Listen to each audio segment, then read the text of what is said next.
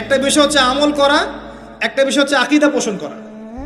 আমি যদি আকীদা পোষণ করি যে ইসলামের মধ্যে, কোরআন এবং সুন্নাহর মধ্যে প্রতিটা বিষয়ের সমাধান আছে, এটা যদি আপনি বিশ্বাস করেন, এরপরে অল্প আমল করেন, কোনো সমস্যা নেই ইনশাআল্লাহ। কারণ আপনার আকীদা ঠিক আছে। আপনি আমল করতে পারেন নাই, কিন্তু আকীদা ঠিক ছিল। আপনি মেনে নিয়েছেন লা ইলাহা ইল্লাল্লাহ, কোনো ইলাহ নেই আল্লাহ ছাড়া, মুহাম্মাদুর রাসূলুল্লাহ, কোরআন হুজ্জাতুল্লাহ, কোরআন আল্লাহর হুজ্জা, সুন্নাহ তরিকাতুন নবী, এটা আল্লাহর নবীর তরিকা।